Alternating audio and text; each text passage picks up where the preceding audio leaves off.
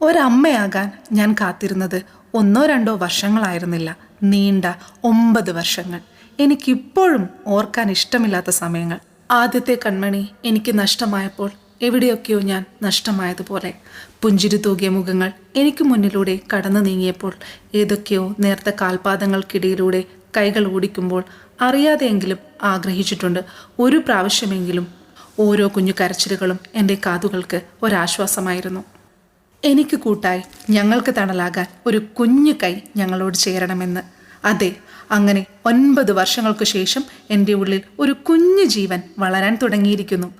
അറിയാം, ഒരുപാട് ബുദ്ധിമുട്ടുകൾ, നടക്കാനും ഇരിക്കാനും ചിലപ്പോഴൊക്കെ ഉറങ്ങാൻ പോലും പറ്റാത്ത ഒരുപാട് ദിവസങ്ങൾ. എങ്കിലും എൻ്റെ കുഞ്ഞു കൺമണിക്ക് വേണ്ടിയുള്ള കാത്തിരിപ്പല്ലേ എന്നോർക്കുമ്പോൾ ഉള്ളിൽ സന്തോഷം മാത്രം.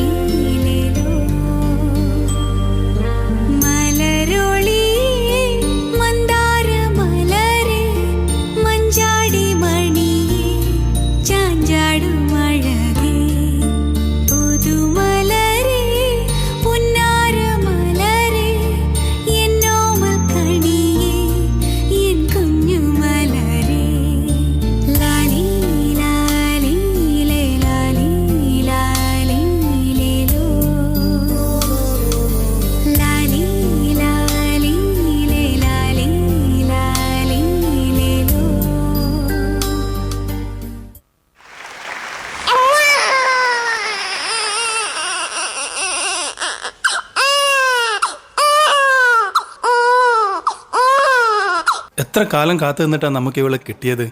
നമ്മൾ എത്ര ആഗ്രഹിച്ചതായോ മോളെ.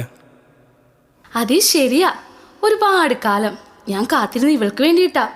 അവൾ ചിരിക്കുന്നതും കളിക്കുന്നതും ഒക്കെ കാണാൻ ഞാൻ എത്ര ആഗ്രഹിച്ചെന്നോ. ഞാൻ പ്രാർത്ഥിക്കാത്ത ദൈവങ്ങളോ ദിവസങ്ങളോ ഉണ്ടായിട്ടില്ല. അല്ല, ഇവളെ നമ്മൾ എന്ത് വിളിക്കും?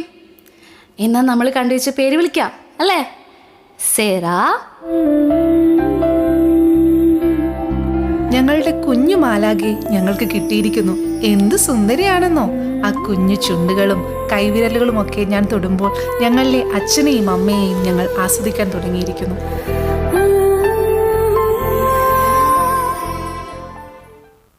ഇപ്പൊ സേറയ്ക്ക് 5 മാസം കഴിഞ്ഞു. എന്താ തലയുറയ്ക്കാത്തത്? കൈകൾക്കൊക്കെ ഒരു ബലക്കുറവ് പോലെ, മുഖത്തിലൊക്കെ ഒരു വ്യത്യാസം. എന്താ? എനിക്ക് തോന്നുന്നു എന്തോ പ്രശ്നമുണ്ടെന്ന്. എനിക്ക് ഉറപ്പാ. നീ ഒന്ന് പോയാട്ടെ, അവൾക്കൊരു കുഴപ്പമില്ല. നീ എപ്പോൾ ഓളെ തന്നെ നോക്കിയിരിക്കുന്നതുകൊണ്ടാണ് എനിക്കിങ്ങനെ ഓരോന്ന് തോന്നുന്നത്. എല്ലാം നിന്റെ തോന്നൽ മാത്രം. അല്ലെന്നേ, എനിക്ക് ഉറപ്പാ അവൾക്ക് എന്തോ പ്രശ്നമുണ്ട്. നിങ്ങൾ എന്ത് പറഞ്ഞാലും വേണ്ടില്ല, എനിക്കൊരു ഡോക്ടറിനെ കാണിക്കണം അവളെ. ആ ശരി ശരി, എന്തായാലും നമുക്കൊന്ന് ഡോക്ടറെ കാണിച്ചാളയാം. കുഞ്ഞിനെ പറ്റിയാണോ പറയുന്നേ? അതെ അമ്മേ.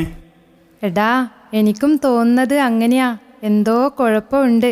തല ഉറച്ചിട്ടില്ല, മുഖത്ത് എന്തൊക്കെയോ വ്യത്യാസമുണ്ട്. എന്തായാലും നീയൊന്ന് ഡോക്ടറെ കാണിക്ക്. ശരി അമ്മേ. എന്താ ഞങ്ങളുടെ സേറയ്ക്ക് കഴുത്തുറക്കാത്തത്? മുഖത്തൊക്കെ ഒരു വ്യത്യാസം, കൈകൾക്കൊരു ബലക്കുറവ് പോലെ. എല്ലാവരുടെയും വാക്കുകളിൽ നിന്ന് എന്നിലെ അമ്മയ്ക്ക് എന്തൊക്കെയോ സംശയങ്ങൾ അലയടിക്കാൻ തുടങ്ങിയിരിക്കുന്നു. ഒരു ഡോക്ടറിനെ കാണണം, എന്നിട്ട് നോക്കാം. ഇരിക്കൂ. ഡോക്ടറെ, എൻ്റെ മോക്കിപ്പോൾ 5 മാസം കഴിഞ്ഞു. പക്ഷെ തലയുറച്ചിട്ടില്ല. കൈക്കൊക്കെ ഒരു തളർന്ന പോലെയാ. വിരലുകൾക്കൊക്കെ ഒരു വ്യത്യാസം, മുഖത്തും എന്താണെന്നറിയില്ല. അതെ അതെ, ആദ്യമൊന്നും എനിക്കും തോന്നിയിട്ടുണ്ടായിരുന്നില്ല. എന്നാൽ ഇപ്പോൾ എനിക്കും തോന്നി തുടങ്ങിയിട്ടുണ്ട്. ഞാനൊരു ടെസ്റ്റ് ചെയ്തു വരാൻ പറഞ്ഞിരുന്നല്ലോ, അത് ചെയ്തിരുന്നോ? അതെ, റിപ്പോർട്ട് നഴ്സിനെ ഏൽപ്പിച്ചിട്ടുണ്ടായിരുന്നു. ഓക്കെ, ഇതിപ്പോൾ നമ്മളൊരു ജനറ്റിക് ടെസ്റ്റാണ് കുട്ടിക്ക് ചെയ്തിരിക്കുന്നത്. അതിൽ ഡൗൺ സിൻഡ്രോം എന്ന ഒരു കണ്ടീഷനാണ് കാണുന്നത്. അതെന്താ? നമ്മുടെ ക്രോമസോമിൽ ഉണ്ടാകുന്ന ചില വ്യത്യാസങ്ങൾ കൊണ്ടാണ് ഈ കണ്ടീഷൻ ഉണ്ടാകുന്നത്. ഇവൾ സാധാരണ കുട്ടികളിൽ നിന്നും കുറച്ച് വ്യത്യസ്തയായിരിക്കും. ഇത്തിരി കുറുമ്പും കുസൃതിയൊക്കെ ഇവൾക്ക് കൂടുതലായിരിക്കും. ഇപ്പോൾ എന്താ ചെയ്യാ ഡോക്ടറെ?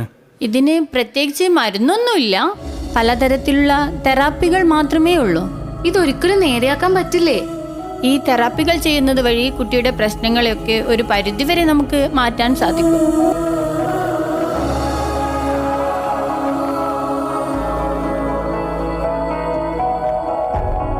ഒന്നും ഉണ്ടാവില്ല എന്ന് വാക്ക് കേൾക്കാനാണ് ഞങ്ങൾ കൊതിച്ചത്. പക്ഷേ ഡോക്ടർ റിപ്പോർട്ടുകൾ തിരിച്ചും മറിച്ചും നോക്കുന്നത് കണ്ടിട്ടും കുഞ്ഞു സേറയുടെ മുഖത്തോട്ട് മാറി മാറി നോക്കുന്നത് കണ്ടപ്പോൾ എനിക്ക് എന്തോ ഒരു സംശയം. പിന്നീട് എൻ്റെ കണ്ണിൽ നിന്നും വീഴുന്ന തുള്ളികൾ കൂട്ടിപ്പിടിച്ചിരിക്കുന്ന ഞങ്ങളുടെ കൈകളിലോട്ട് വീഴുമ്പോൾ എൻ്റെ മനസ്സ് നീറി പുകയുന്നുണ്ടായിരുന്നു. അതെ, കുട്ടിക്ക് ഡൗൺ സിൻഡ്രോമാണ്, ഒരു ജനിതക വൈകല്യം എന്ന് ഡോക്ടർ പറയുമ്പോൾ എൻ്റെ ഉള്ളിൽ ആവലാതികൾ കൂടിയിരിക്കുന്നു. ഇനി എന്ത്, എങ്ങനെ, എവിടെ എന്നുള്ള ഒരുപാട് ചോദ്യങ്ങൾ എനിക്ക് ചുറ്റും മിന്നിമായുന്നതുപോലെ. എടാ, ഡോക്ടറെ കാണിച്ചിട്ട് എന്തായി? കാണിച്ചു. ഡോക്ടർ പറഞ്ഞത് എന്തോ ഒരു ജനിതക വൈകല്യം ഉണ്ടെന്നാ. എന്താ അത്, ബുദ്ധിക്കുറവാണോ? എനിക്ക് അന്നേ തോന്നിയിരുന്നു ഇവൾക്ക് എന്തോ പ്രശ്നമുണ്ടെന്ന്. ഓ, 9 വർഷങ്ങൾക്ക് ശേഷം കിട്ടിയതാ, അതിങ്ങനെയായി. എൻ്റെ ഭഗവാനേ. എന്തിനാ മോളെ നിന്നെ എല്ലാവരും ഇങ്ങനെ പറയുന്നേ? നിനക്ക് വേണ്ടിയില്ലേ ഞങ്ങൾ ഇത്രയും നാൾ കാത്തിരുന്നേ? നിന്നെ ആരെന്ത് പറഞ്ഞാലും എന്ന് നിന്റെ കൂടെ ഉണ്ട് ഞാൻ. ആർക്കും വിട്ടുകൊടുക്കില്ല ഞങ്ങൾ. നിന്നെ എല്ലാവരെക്കാളും നന്നായി മിടുക്കിയാക്കും ഞാൻ. അതെ, ഈ അമ്മ മാത്രമല്ല മോളെ, ഈ അച്ഛനും ഉണ്ട് നിനക്ക് കൂട്ടായി, എല്ലാത്തിനും എപ്പോഴും.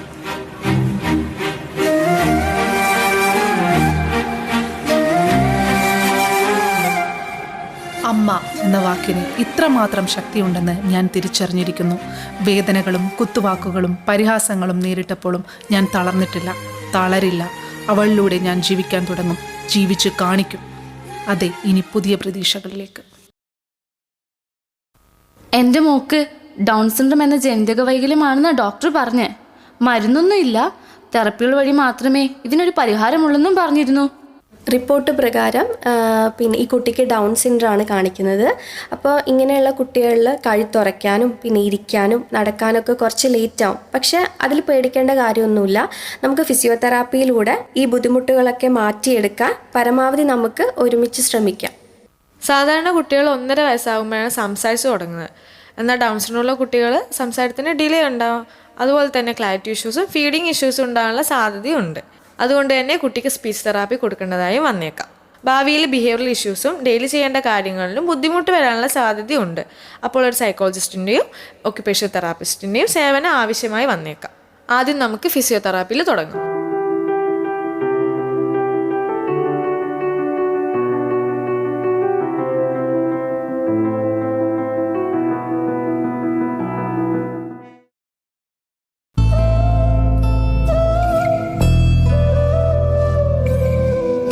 നാല് വർഷങ്ങൾ എനിക്ക് മുൻപിലൂടെ കണ്ണടച്ചു തുറക്കുന്നത് പോലെ പോയിരിക്കുന്നു. പ്രതീക്ഷകൾ അസ്തമിച്ചിട്ടില്ല. കൈക്കുഞ്ഞുമായി കയറി വന്ന എൻ്റെ തെറപ്പി സെൻറ്റർ, എനിക്ക് വിശ്വാസം പകർന്നു തന്ന അവിടുത്തെ തെറപ്പിസ്റ്റുകൾ, ഇരിക്കാനോ നടക്കാനോ പറ്റാതെ എൻ്റെ സേറയുമായി ഞാൻ ചവിട്ടിയ പടികൾ ഇന്നവൾ നടന്നു കയറുന്നു. അതെ, എനിക്കൊരു അത്ഭുതം തന്നെയാണത്. അതെ, അവൾ വാക്കുകൾ പറയാൻ പഠിച്ചിരിക്കുന്നു. അല്പം മടിയും കുസൃതിയും ഒക്കെ അവളുടെ കൂട്ടാണെങ്കിലും അവളിലെ മാറ്റങ്ങൾ എനിക്ക് വിശ്വസിക്കുന്നതിലും അധികമാണ്.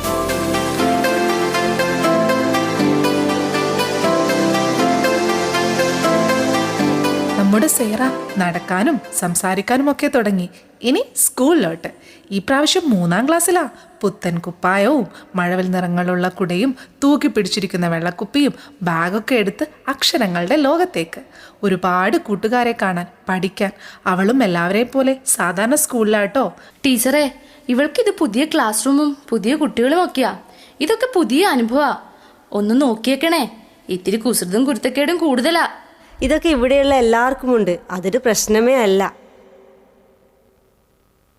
നമുക്കൊരു പാട്ട് പാടിയാലോ?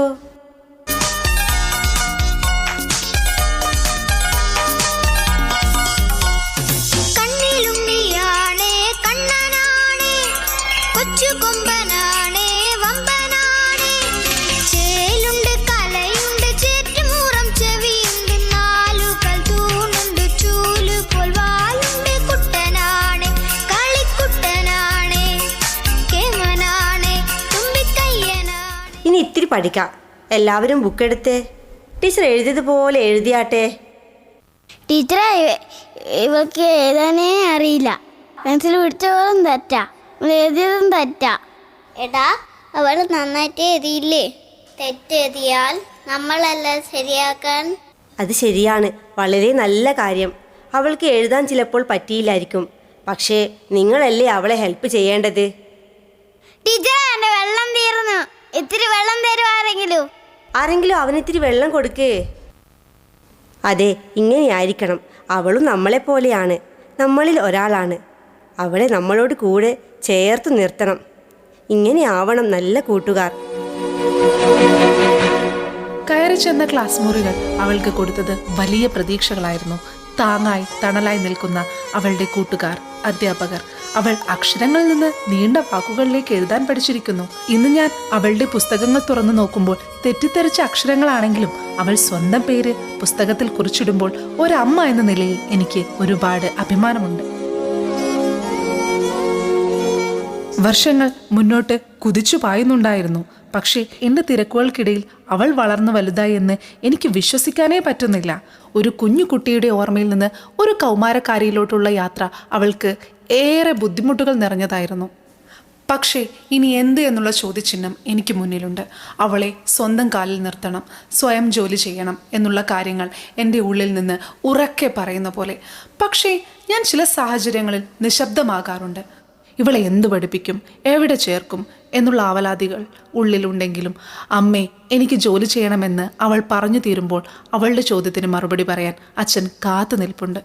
അച്ഛാ, എനിക്ക് ജോലി ചെയ്യണം എല്ലാവരെയും പോലെ. അതിനിപ്പോൾ എന്താ ചെയ്യുക? അതിനെന്താ പ്രശ്നം? നമുക്ക് ഇവളെ ഒരു വൊക്കേഷണൽ ട്രെയിനിങ്ങിന് ആക്കാലോ. അവിടുന്ന് അവൾ കാര്യങ്ങൾ പഠിക്കട്ടെ. അതെ, അവളുടെ ആഗ്രഹം പോലെ തന്നെ നടക്കട്ടെ. അതെന്താ അത്? എല്ലാവരും പറയും നിന്നെക്കൊണ്ടൊന്നും പറ്റില്ല, നിന്നെ ഒന്നിനും കൊള്ളില്ല എന്ന്. മോൾ സ്കൂളിൽ പോയി പഠിച്ചില്ലേ? അവിടത്തേക്ക് അവസാനിക്കുന്നില്ല ഒന്നും. ഇനിയും ഒരുപാട് പഠിക്കാനുണ്ട്. ഒരുപാട് പഠിച്ച് ഒരുപാട് മുന്നോട്ട് പോയി വിദ്യാഭ്യാസം നേടി ജോലി നേടി സമ്പാദിച്ച് ജീവിതത്തിൽ വലിയ കാര്യങ്ങൾ ചെയ്യാൻ ബാക്കിയുണ്ട് ഇനിയും. മോളെ, നീ ഇനി പുതിയ ജീവിതത്തിലോട്ട് കടക്കുക. ഇത്രയും നാൾ നിനക്ക് കൂട്ടായി എല്ലാം ചെയ്തുതരാൻ ഞങ്ങളുണ്ട്. പക്ഷേ നാളെ നീ ഒറ്റയ്ക്ക് ജീവിക്കണം. നീ എല്ലാവരുടെയും മുന്നിൽ ജീവിച്ചു കാണിക്കണം. ജോലി ചെയ്യണം, പൈസയാക്കണം, ജീവിതം ആസ്വദിക്കണം.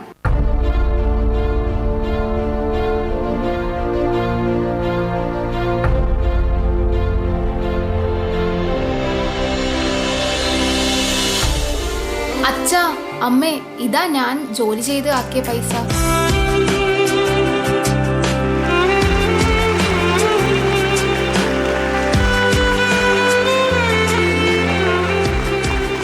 ഇത് ഒരു സേറയുടെയോ അമ്മയുടെയോ അച്ഛൻ്റെയോ മാത്രം കഥയല്ല. ഒരുപാട് അമ്മമാരുടെ ആശങ്കകളും ആവലാതികളും നിറഞ്ഞ ജീവിതത്തിൽ നിന്ന് പ്രതീക്ഷയുടെയും വിജയത്തിൻ്റെയും കൂടെ കഥയാണ്. പലപ്പോഴും യാഥാർത്ഥ്യങ്ങളെ തിരിച്ചറിയാതെ പോകുന്ന ബാല്യവും നൊമ്പരങ്ങൾ നൽകിയ ഓർമ്മകളും ആരൊക്കെയോ കളിയാക്കി ചിരിച്ച മുഖങ്ങളും എനിക്ക് ചുറ്റിലുമുണ്ടായിരുന്നു. പക്ഷേ അമ്മക്കോഴി തൻ്റെ കുഞ്ഞിനെ റാഞ്ചാൻ കാത്തു നിൽക്കുന്ന പരുന്തിൽ നിന്ന് കാക്കുന്നത് പോലെ എന്നെ 2 കൈകൾ നീട്ടി ചിറകിലൊതുക്കി കാത്ത് എന്നെ പറക്കാൻ പഠിപ്പിച്ച എൻ്റെ തെറാപ്പിസ്റ്റുകൾ എൻ്റെ ചുറ്റും നിൽക്കുമ്പോൾ ഉയരങ്ങളിലോട്ട് നോക്കാനാണ് ഞാൻ ഇഷ്ടപ്പെടുന്നത്. എൻ്റെ ചുറ്റിലും കൊള്ളില്ല, കഴിയില്ല എന്ന ശബ്ദം ഉറക്കെ ആഞ്ഞു പറയുന്നത് ഞാൻ കേൾക്കുമ്പോഴും എൻ്റെ കാതുകൾക്ക് ഒരു അരോചകമാണ്. കാഴ്ചപ്പാടുകൾ മാറ്റാൻ ശ്രമിക്കുന്ന എൻ്റെ സമൂഹത്തോട് എന്നെ ചേർത്ത് പിടിക്കാൻ കഴിവുള്ള അനേകം പേർ എനിക്ക് ചുറ്റിലും ഒരു വളയമായി നിൽക്കുമ്പോൾ എൻ്റെ മുന്നിൽ പരാജയം എന്ന വാക്കില്ല. എനിക്ക് തോൽക്കാനാവില്ല. അസമത്വവും വിവേചനവും നേരിട്ടിരുന്ന കാലത്ത് നിന്ന് സമ്മതത്തിലേക്കും പ്രതീക്ഷകളിലോട്ടുമാകട്ടെ ഇനി കൺ തുറക്കേണ്ടത്. വിധി എന്ന വാക്കിൽ തളച്ചിടുമ്പോഴും വിലപിച്ചു തീർക്കാൻ സമയമില്ല. ചാരത്തു നിന്നുയർന്ന ഫീനിക്സിനെ പോലെ ചിറകടിച്ച് വീണ്ടും പറന്നിടാൻ, വലിയൊരു സ്വപ്നം തേടി തേടാൻ ഞങ്ങളും നിങ്ങളോടൊപ്പം.